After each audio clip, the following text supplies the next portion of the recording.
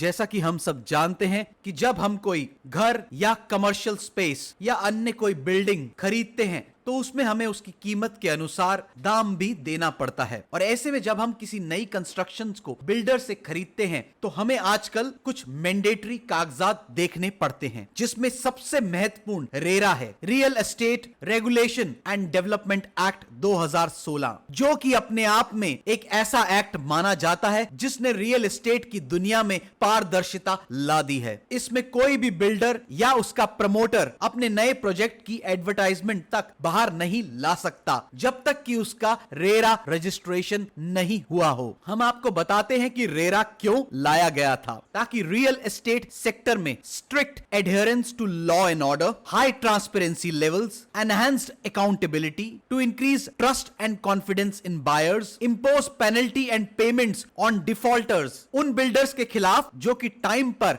अपने दिए गए कमिटमेंट पर खरे नहीं उतरते। और साथ ही ऐसा माना जाता है कि रेरा के आने से increase of demand for housing and other type of commercial buildings भी बहुत ज्यादा बढ़ गई है। ऐसे में खबरों के हवाले से हाल ही में अगर महाराष्ट्र की बात की जाए तो महारेरा ने नोटिस इशू किए हैं 14 ऐसे हाउसिंग प्रोजेक्ट्स को जिन्होंने रेरा रजिस्ट्रेशन के बगैर ही अपने प्रोजेक्ट्स की एडवर्टाइजमेंट्स कर दी थी। और साथ ही न्यूज रिपोर्ट्स के हिसाब से ये 14 प्रोजेक्ट्स, जिनमें से 5 मुंबई रीजन में, 3 पुणे में, 3 नागपुर में, 2 नासिक में, 1 औरंगाबाद में बताए जा रहे हैं। जैसा कि आप सब जानते हैं कि रेरा एक्ट के मुताबिक मैंडेटरी हो जाता है that any project of more than 500 square metres, 8 flats is required to be registered with MahaRERA. ऐसे में किसी भी होम बायर को यह हिदायत दी जाती है वो किसी भी प्रोजेक्ट में इन्वेस्ट करने से पहले रेरा के मुताबिक बिल्डर्स से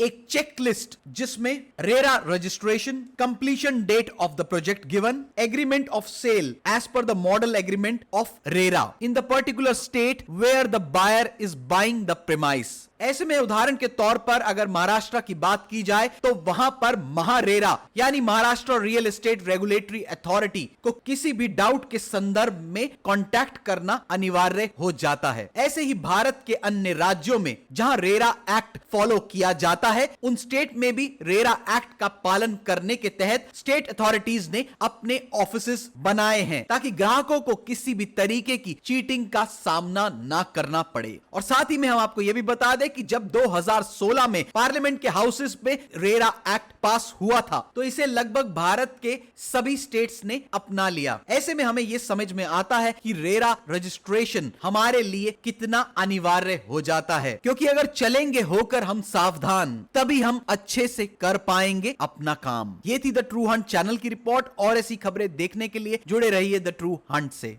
देखते रहिए the true Hunt, for the people by the people.